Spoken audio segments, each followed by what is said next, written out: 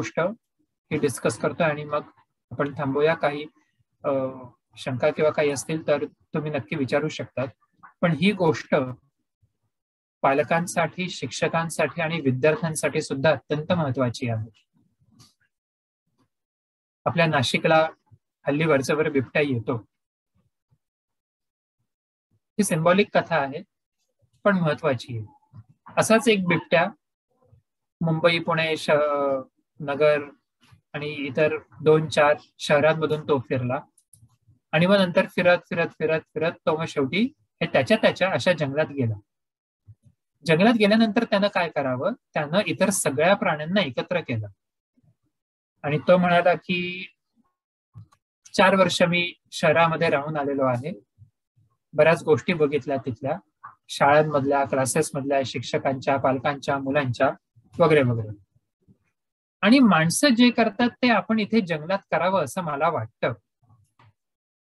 इतर प्राण्यांनी विचारलं म्हणजे नेमकं काय? तो म्हणाला की आपण ह्युमन थेरपी अप्लाय करू अॅनिमल्स वरती.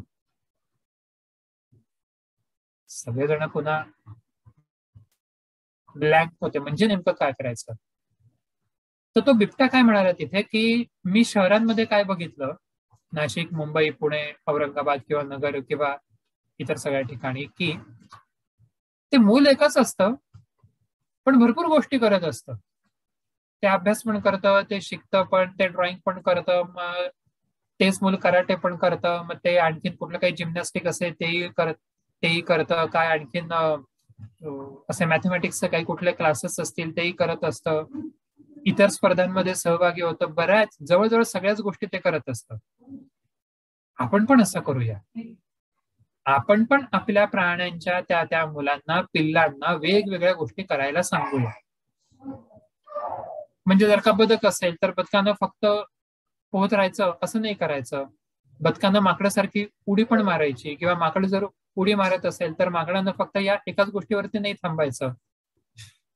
मग ते माकडांनी पोहणं पण शिकायला पाहिजे, उडणं पण शिकायला पाहिजे. ते माकड तर फक्त अगदी बेसिक हाईट वरतीच उडतं, आणखीन हाईट ती वाढवायला पाहिजे. म्हणजे काय होईल तर आपले अॅनिमल्स पण मल्टी टॅलेंटेड वगैरे वगैरे होईल. असं सगळं हे बिबट्यानं त्या प्राण्यांच्या सभेमध्ये सांगितलं. काही पालकांना काही अशा प्राण्यांना हा भाग आवडला. ते म्हणे की हो चालेल ना, आपलं पिल्लू सुद्धा सगळ्या गोष्टी करायला लागले तर किती चांगलं होईल. तर काही पालकांना थोडं नीट असं समजलं नाही. ते म्हणाले की ठीक आहे, थांबूया, बघूया, मग वगैरे करू काहीतरी. लगेच या प्राण्यांना काहीतरी त्यांची कमिटी तयार केली. 4-5 जण, 4 परस प्राणी एकत्र आले आणि त्यांनी ती कमिटी तयार केली आणि मग त्यांनी ठरवलं की कोणी कोणी ऍडिशनल काय काय करायचं.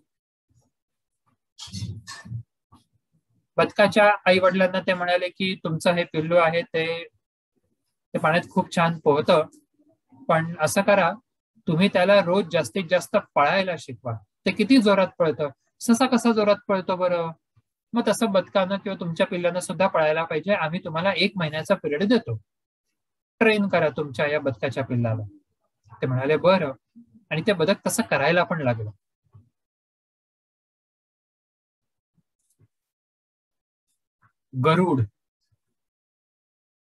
गरुडाच्या आई वडिलांना ते जे प्राण्यांची कमिटी होती त्या प्राण्यांच्या कमिटीने सांगितलं की तसा बरा उडतो गरुड, पंख तसे बरे असतात मोठे, चोच आहे टोकदार वगैरे, पण तो आणखीन जोरात उंच उडायला पाहिजे, आणखीन जोरात पटकन असा खाली यायला पाहिजे. असं करा, उद्यापासून तुम्ही त्याच्यासाठी स्पोर्ट्स कोच अपॉइंट करा आणि टायमिंग लावून बघा की तो किती वेळेत उडतोय, किती वेळेत खाली येतोय. 1 मिनिट 10 सेकंद असेल, मग ते 1 मिनिट 5 सेकंदांपर्यंत कसा बरं येऊ शकेल, तो अर्ध्या मिनिटात असा कसा येऊ शकेल. आम्ही तुम्हाला 1 महिन्याचा पिरियड देतो. कांगारूची वेळ आली, तर कांगारूचे आई वडील स्वतःहून म्हणाले की अहो, ते इतर सगळे प्राणी कसे ते 4 पायांवरती चालतात, फिरतात, उडतात वगैरे सगळं करतात. आमच्याकडे 4 पाय आहे, पण आमचं लेकरू फक्त 2च पायांचा उपयोग करतं, असून नसल्यासारखं आहे ते इतर 2 पाय. ती गोष्ट त्या कमिटीच्याही लक्षात आली, जाणवली. ते म्हणाले की नाही ठीक आहे, तुम्ही असं करा, तुम्ही 4ही पायांनी तुमच्या मुलाला, या पिल्लाला उडायचा, चालायचा आग्रह करा, त्याला ते शिकवा. कावळ्याची पण गोष्ट आली. कावळ्याबद्दल पण असं काय, तो फक्त आवाजच काढत असतो, आणखीन उंच उडायला, आणखीन जोरात उडायला. आणि इतकंच नाही, कावळ्याला सुद्धा एका महिन्यामध्ये पोहण्याचं ट्रेनिंग, स्विमिंग ट्रेनिंग कम्प्लीट करायला सांगितलं. झालं काय, हे सगळं होत असताना 1-1 महिन्याचा पिरियड हा जात होता. ते बदक जोरात धावायला लागलं, पण त्याच्या पायातून रक्त यायला लागलं, कारण त्याचे पाय त्याच्यासाठी बनलेलेच नाही. पण तरी सुद्धा त्याच्या आई वडिलांनी तो आग्रह केला की नाही, तुला पळता पण यायला पाहिजे, जोरात पळता यायला पाहिजे, वगैरे वगैरे. जो गरुड आतापर्यंत सहजतेनं, आनंदानं, स्वच्छंदानं उडत होता, झेप घेत होता, खालती वरती सगळं करत होता, आता तो गरुड स्वतःच्या उडण्यावरतीच घाबरायला लागला. त्याचा कॉन्फिडन्स अफेक्ट झाला. तो म्हणाला की अरे बापरे, ते 1 मिनिट 10 सेकंदाच्या आत खालती यायचं म्हणजे मग ते आपल्याला जमेल का नाही? 1 मिनिट 11 सेकंद लागले तर ते स्पोर्ट्स कोच काय म्हणतील, ते काय करतील, ते काय शिक्षा देतील, आई बाबांचं काय होईल, 1 महिन्यानंतर लोक आपल्याला काय म्हणतील, इथे हे प्राणी काय करतील बरं आपलं, या भीतीनं त्याचा उडण्याचा जो स्पीड होता तो अगदी कमी झाला. घाबरून गेलं ते गरुड. त्या कांगारूच्याही बाबतीत असंच झालं. उडी मारत ते अगदी व्यवस्थित चालत होता. आता त्या कांगारूला धड चालताही येत नाही, कारण त्यांनी अतिप्रमाणात त्या 4ही पायांचा उपयोग करून घेतला. कावळ्याची तर गोष्टच वेगळी. तो म्हणाला की मी आतापर्यंत 1-1 दाणा टाकून त्या हंड्यामध्ये टाकत होतो, ते पाणी पित होतो, पण आता हे पाण्यामध्ये पोहायला मला सांगतात, मला काही ते जमतच नाही बाबा, जाऊ दे, मी सोडून देतो. असं म्हणून न्यूनगंड त्या कावळ्यामध्ये तयार झाला.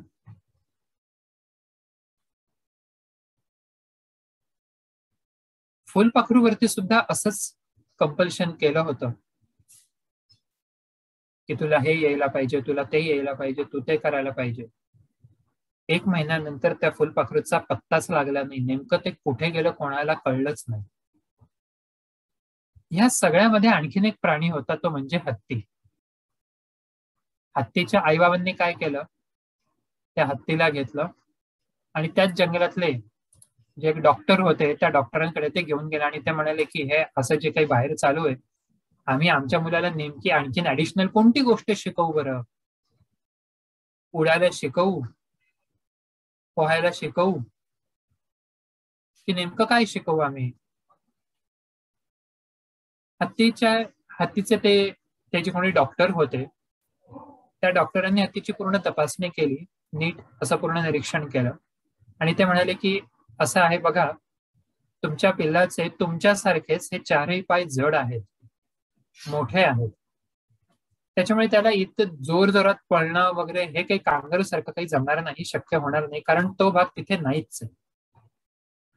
पण दुसरी जमेची गोष्ट जर बघितली तर तुमच्या ह्या पिलाची तुमच्यासारखीच ती सोंड जी आहे ना, ती सोंड चांगली मोठी आहे, वजनदार आहे, ताकदवर आहे बरं का. त्याच्यामुळे असं करा की वजनदार वस्तू उचलण्यासाठी त्या हत्तीचा कसा बरं उपयोग करून घेता येईल, हत्तीच्या पायांची ताकद आपण तिथे कशी बरं वापरू शकतो, ह्याचा उपयोग जर तुम्ही केला किंवा याचा विचार जर केला तर फार चांगलं होईल. ह्याच गोष्टीवरती हत्तीच्या आई वडिलांनी 1 महिना पूर्ण मेहनत घेतली आणि जेव्हा 1 महिना झाला तेव्हा इतर प्राण्यांचं काय झालं ते आपण आता बघितलंच. आणि हत्तीमधला बदल सुद्धा सगळ्या अशा प्राण्यांनी बघितला. हत्तीचं ते पिल्लू आनंदी होतं, समाधानी होतं, कारण ते सगळी गोष्ट अगदी व्यवस्थित करत होतं. परफेक्ट नाही, पण व्यवस्थित करत होतं. त्याच्यानंतर मात्र इतर सगळ्या अशा प्राण्यांनी एकत्र येऊन त्या बिबट्याला सांगितलं की ह्युमन थेरपी अॅनिमल वरती वापरायची नाही, उलट ह्या माणसांनीच अॅनिमल थेरपीचा विचार करायला हवा की आपल्या मुलाला काय जमतंय, आपल्या मुलाला काय येतंय, आपलं मूल कोणत्या गोष्टींमध्ये खूप चांगल्या पद्धतीनं करू शकतं, आपल्या मुलांच्या क्षमतांचा आणि दोषांचा किंवा अवगुणांचा सर्वांगीण विचार जर केला तर आपलं मूल खूप चांगल्या पद्धतीनं त्याचं करिअर घडवू शकतं. म्हणून जेव्हा आपण आव्हानांचा विचार करतो, मग ते आपलं कोविड असेल किंवा पोस्ट कोविड असेल, आफ्टर कोविड, ते टोमॅटो सारखा आपला पचका न होता त्या टेनिस बॉल सारख्या आपण त्या समाजाच्या वातावरणामध्ये सक्षमतेनं कसे बरं बाहेर येऊ शकतो, तो सगळा विचार आपण थोडक्यात या आपल्या साधारण तासाभराच्या या एकंदर विवेचनामध्ये मांडण्याचा प्रयत्न केला. अर्थात पालकत्वावरती अनेक अशी पुस्तकं आहेत. त्यातलं हे एक विशेषतः मला वैयक्तिकरित्या जे फार आवडलं, फार महत्वाचं असं वाटलं, ते म्हणजे विवेकी पालकत्व, लेखिका डॉक्टर अंजली जोशी. आताची जी गोष्ट मी सांगितली ती गोष्ट ह्याच पुस्तकामध्ये आहे. आणि आणखीन इतर अनेक गोष्टी आहेत, इतर अनेक संदर्भ असे आहेत. आय होप टोमॅटो आणि टेनिस बॉल हा भाग हा तुमच्यापर्यंत पोहोचला असेल. इनकेस तुम्हाला काही आणखीन विचारायचं असेल, काही डिस्कस करायचं असेल, तुम्ही नक्की मोकळेपणानं हा भाग मांडा. मी पुन्हा एकदा डॉक्टर इंडाईट मॅडम आणि केकेवाक संस्था यांच्याविषयी कृतज्ञता व्यक्त करतो, कारण की त्यांनी काल विद्यार्थ्यांसाठी आणि आज पुन्हा शिक्षक आपल्या पालकांसाठी ही चर्चा किंवा हा भाग त्यांनी आयोजित केला आणि ती एक संधी मला दिली. त्याविषयी मी या सगळ्यांविषयी कृतज्ञता व्यक्त करतो. Yes, now over to you. Sir, पालकांना काही प्रश्न असतील किंवा त्यांना चर्चा करायची असेल सरांसोबत, ते विचारू शकतात.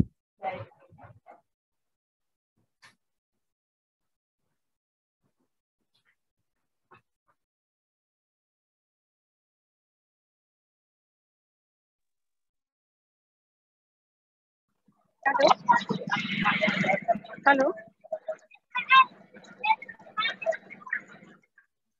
हॅलो.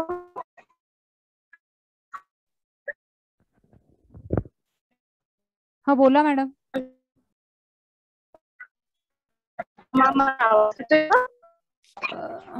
नाही मॅडम, तुमचा व्हॉइस नाहीये, ऑडिबल नाहीये. जरा नेटवर्क मध्ये येतात का?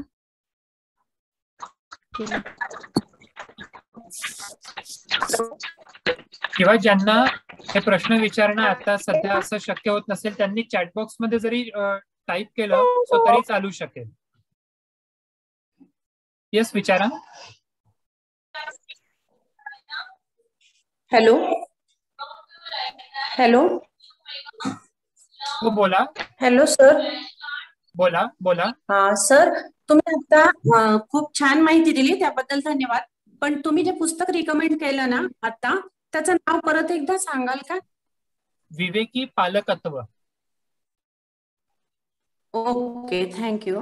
हा.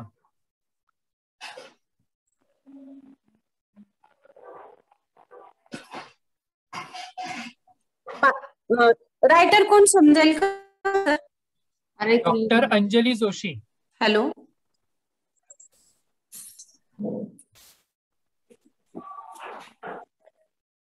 Hello hello.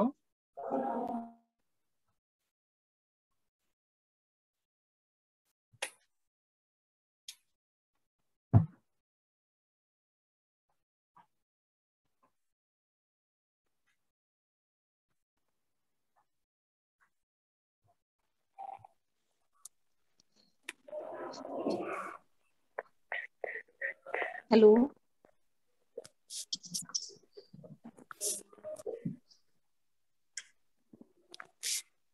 बोला.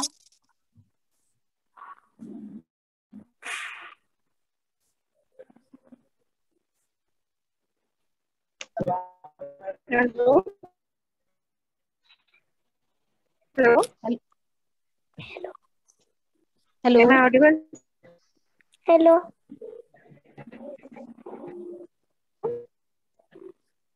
हॅलो. हॅलो. हो, बोल.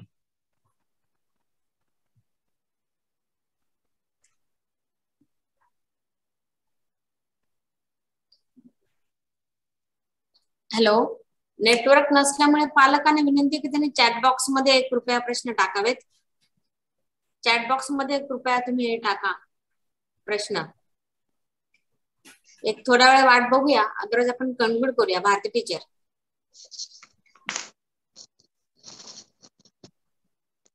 Yes madam. Okay okay.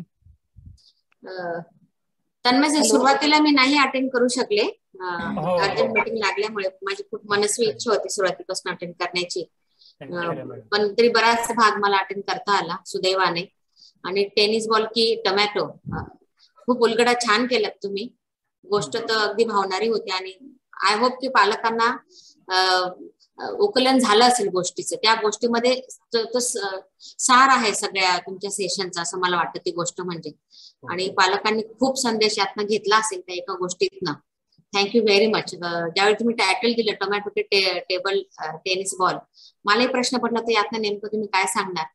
पण खूप छान उलगडा केलात तुम्ही या गोष्टीचा. पालकांना अतिशय उपयुक्त असं मार्गदर्शन केलं. माझ्याकडनं एक सर प्रश्न आहे. मुलं काही वेळा खूप हट्टीपणा करतात, अगदीच हट्टीपणा करतात. ते मुलं छोटी असो व मोठी असो, त्यांना ती गोष्ट हवी असते तर ती हवीच असते. त्यांना असं वाटतं की पालकांनी किमान आता तरी आपल्याला हो म्हणावं, आणि ते कंट्रोल नाही होत पटकन. तर अशा वेळी त्यांना समजून सांगूनही जर मुलं ऐकत नसतील तर शिक्षेचा भाग पालकांनी त्यांना शिक्षा करावी का, करावी तर कसल्या स्वरूपाची करावी, शिक्षेबद्दल काय म्हणणं आहे तुमचं यात?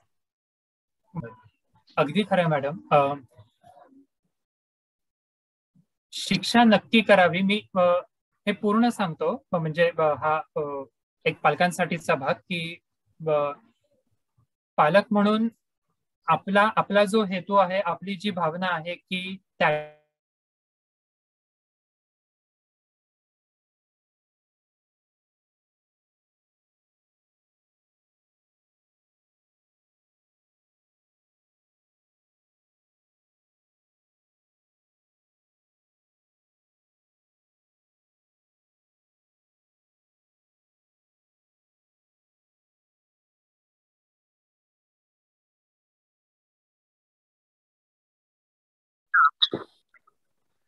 आणि ती त्यांनी ऐकलीच नाहीये आणि म्हणून तुम्ही त्याला शिक्षा करताय.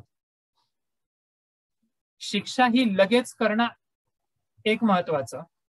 दुसरं महत्वाचं म्हणजे ती शिक्षा अशा स्वरूपाची असावी की त्या शिक्षेतून तोच मुद्दा हायलाइट होईल, आणखीन वेगळं नाही. कारण टीचिंग मध्ये जसे अनेक असे टाइप्स असतात, त्यातलं एक अत्यंत महत्वाचं म्हणजे इंटेन्शनल टीचिंग आणि अनइंटेन्शनल टीचिंग. उदाहरणार्थ समजा आता तुम्ही एखादी गोष्ट सांगितली, ती त्या मुलांनी ऐकली नाही आणि म्हणून तुम्ही भरपूर चिडचिड केली, आदळआपट केली किंवा खोप मारलं किंवा काही आणखीन वेडं वाकडं आणखीन वेगळं काहीतरी केलं. असं एकदा दोनदा झालं, तीनदा झालं, 4 वेळेस झालं. हळूहळू आधी जसं म्हटलं की मुलं आपल्याला बघत असतात, आपलं निरीक्षण करत असतात. त्याच्यातून न कळतपणे मुलांना हा पण संदेश जातो, ह्याला अनइंटेन्शनल टीचिंग असं आपण म्हणू, की जेव्हा कोणी आपलं ऐकलं नाही की आपण कसा राग व्यक्त करायचा, ती पण मुलं आपल्याकडून शिकतात. म्हणून शिक्षा नक्की करावी, पण ती शिक्षा फिजिकली हार्म होईल अशी अजिबात नसावी. ती शिक्षा कम्युनिकेट होणं हे फार महत्वाचं आहे. उदाहरणार्थ, रविवार आहे, रविवारी होमवर्क करायला मी तुला सांगितलं होतं, तू केला नाही, त्याच्याऐवजी तू 2 पिक्चर्स बघितले, ते मला अजिबात आवडलं नाही. आपलं ठरलं होतं की जर तू अभ्यास केला तर मी तुला हा खाऊ देणार किंवा आपण इथे फिरायला जाणार. तू हे केलं नाहीये म्हणून मी आता तुला खाऊ देणार नाही. हे स्पष्ट ठामपणे बोलणं, तो आवाजातून तो भाग व्यक्त होणं. जर इतका ठामपणे आपण बोलत असू, अर्थात आपल्याला मग तिथे मारणं किंवा अन्य काही गोष्टी करण्याची अजिबात आवश्यकता नाही. आणि दुसरा, न्याय असायला हवा. म्हणजे जर तुम्ही सांगितलेलं ते त्यांनी ऐकलं नाही आणि म्हणून तुम्ही त्याला लगेच शिक्षा करतायत ना, अगदी बरोबर. मग जेव्हा तुम्ही सांगितलेलं तो ऐकतोय, तो फॉलो करतोय, तेव्हा सुद्धा लगेच तसंच त्याचं निदान कौतुक करणं अत्यंत महत्वाचं. ऍप्रिसिएशन, की हो मी तुला सांगितलं होतं आणि ते तू केलं बरं का, ते मला आवडलं. 2 प्रेमाचे, मनापासून प्रेमाचे ते शब्द अगदीच काही नाही तर निदान पाठीवर हात ठेवणं, शाबासकी देणं, त्याला जी आवडते ती गोष्ट त्याला देणं, अर्थात त्या स्वरूपाची. कारण असं आहे की शेवटी आपण त्यांना प्रॉमिस करतो ना की जर तू हे केलं मग मी ते तुला देणार. मग आपण प्रॉमिस केलं ते प्रॉमिस फॉलो करणं ही आपली नैतिक जबाबदारी आहे तिथे. त्याच्यातून ते मुलं समजतील की अरे नाही, आई बाबा आपल्याला जे काही डेडलाईन देतात बरं का ते ती तशी फॉलो पण करतात. मग जर आपण हे नाही केलं मग आई बाबांनी आपल्याला सांगितलंय की ते आपल्याला दिलेला तो खाऊ परत घेतील, आपल्याला फिरायला घेऊन जाणार होते, मग शिक्षा म्हणून ते आता आपल्याला घेऊन नाही जाणार, अशा पद्धतीचं. म्हणून शिक्षा देत असाल किंवा काही कुठलं कौतुक करत असाल ते कम्युनिकेट करा, संवाद साधा. का बरं शिक्षा करत आहात, काय कारण आहे आधीचं आणि म्हणून तुम्ही त्यांना ही शिक्षा देतायत. तसंच ते कौतुकाच्या बाबतीत सुद्धा काय केलं आणि म्हणून तुम्ही त्याचं कौतुक करताय, तर त्या मुलांना तो संबंध समजेल. काय केलं की काय. पण एक भाग अत्यंत महत्वाचा की फिजिकल पनिशमेंट प्लीज नको. अगदी अगदी. कारण त्याचे रिपरकेशन्स खूप होतात. आता आपल्याला असं वाटतं की एकदा मारलं तर काय होतंय, पण त्याच्यातूनच मग मुलं ही पुढे रिबेलियस आणि आक्रमक किंवा अन्य वेगळे डेव्हिएट ते होत जातं. Thank you sir, thank you. You answered it well. Thank you. Hello. हो बोला. नमस्कार सर. हो नमस्कार जाधव मॅडम. मला असा प्रश्न विचारायचा होता की काही मुलं खूप हुशार असतात पण म्हणजे स्टंट असतात, एव्हरीथिंग इज ओके असतं त्यांचं, पण जेव्हा काही गोष्टींमध्ये त्यांना अपयश येतं त्यावेळेला ते अपयश पचवणं त्यांना खूप जड जातं. तर अशा वेळेला पालकांनी काय काय म्हणजे प्रयत्न करावे किंवा काय काळजी घ्यावी किंवा मुलांना कसं रिॲक्ट व्हावं त्याच्याबद्दल थोडंसं सांगितलं तर बरं होईल. हो नक्की. एक छोटीशी गोष्ट सांगतो, अगदी खरी आहे. IPH चे हेड डॉक्टर आनंद नाडकर्णी त्यांची स्वतःची ही गोष्ट आहे. ते डॉक्टर होणार होते, फायनल इयरला ते होते, त्याच वर्षी त्यांचे वडील रिटायर पण होणार होते आणि एकंदर घरामध्ये ते संपूर्ण वर्ष हे होतं की अरे वा, इथे वडील रिटायर होत आहेत आणि इथे मुलगा आता डॉक्टर होतोय, म्हणजे लाईफ कसं छान, अगदी सेट, एकदम राजकुमार संतोषी किंवा सलमान खानच्या पिक्चर सारखं हॅपी एंडिंग वगैरे वगैरे. पण झालं असं की शेवटच्या वर्षाच्या त्या परीक्षेमध्ये ते नापास झाले. त्यांचा रिझल्ट फायनलचा फेल म्हणून आला. ते खूप खचले, पण कसं तरी ते मॅनेज करून ते आले घरी. तो रिझल्ट त्यांनी सांगितला की आय एम सॉरी बाबा, मी नापास झालेलो आहे, मला हे वर्ष पुन्हा द्यावं लागेल, असं म्हणून ते त्यांच्या खोलीमध्ये गेले, रडले. काही वेळानंतर आई वडील त्यांच्या खोलीत गेले, तो वेळ त्यांना दिला त्यांनी आधी, आणि पाठीवर हात ठेवून त्यांच्या वडिलांनी असं सांगितलं की तू आज जर का डॉक्टर झाला असतास मला नक्की आनंद झाला असता, मला खूप आवडलं असतं, समाधान असतं. पण जरी तू डॉक्टर झाला नाही, तुला अपयश आलेलं आहे, तू फेल झालेला आहे, तरी सुद्धा तू आमच्यासाठी आधीचाच मुलगा आनंद म्हणून आहे. अपयश आलेलं आहे ते अपयश आपण स्वीकारू. त्यांनी शब्द उच्चारला आपण. तू नापास झाला ना, मग तुझंच ते भोग आहे, तूच ते असं पिनपॉइंट नाही केलं. त्यांनी तिथे तो सपोर्ट केला. मुलांना नकार पचवण्याची सवय पण असावी आणि ती सवय आपणच हे त्यांना देतो, कारण family, parents, for them it is the first institute. म्हणून जेव्हा असं अपयश येतं तेव्हा सगळ्यात पहिले एक आई वडील म्हणून त्यांना तो मानसिक आधार देणं हे अत्यंत महत्वाची जबाबदारी. इट इज लाईक आपण पडल्यानंतर पहिले डेटॉल आणि बँडेज हे जसं फर्स्ट एड असतं तसं हा सायकोलॉजिकल सपोर्ट म्हणजे फर्स्ट एड आहे, एक भाग. दुसरा अत्यंत महत्वाचा मुद्दा असा की आपण वस्तुनिष्ठपणे त्या सगळ्या परिस्थितीचा विचार करू शकतो का, की आपल्याला आत्ता अपयश आलेलं आहे, आपण आत्ता अपयशी झालो म्हणजे इथून पुढे कायम आपण अपयशीच होणार, सगळंच संपणार वगैरे असं अजिबात नाही. ह्या अपयशातून आपण काय बरं शिकू शकतोय, ह्या अपयशातून आपण स्वतःचा आणखीन विकास कसा बरं करू शकतो, असा जर का संवाद आपण तिथे ठेवला आणि खऱ्या अर्थानं त्या मुलांसोबत त्या काळामध्ये जर राहिलो तर त्या मुलांनाही एक आधार मिळतो, आत्मविश्वास हा वाढतो आणि ते त्या आत्मविश्वासातून खऱ्या अर्थानं एक्झॅक्टली त्या टेनिस बॉल सारखे वर येतात, तिथे बाहेर पडतात दुपटीनं, जोमानं. म्हणून संवाद आणि आधार हे अत्यंत महत्वाचं. Thank you sir. Thank you. Hello. Hello. संस्कृती मॅडम. Am audible sir? हो, येस. हा सर, खरं तर ही खूप चांगली संधी आहे आम्हाला तुम्हाला ऐकण्याची. एका स्टोरी मधनं तुम्ही खूप मोठा सार सांगितला. पण तरी मला एक प्रश्न विचारायचा आहे की कधी कधी मुलांचं असं असतं की त्यांना जास्त माहिती आहे पॅरेंट्स पेक्षा, आणि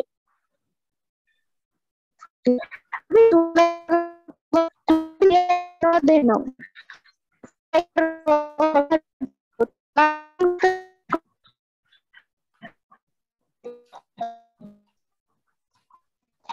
ऐकू येत नाहीये मॅडम, तुम्ही काय विचारतायत नेमकं ते?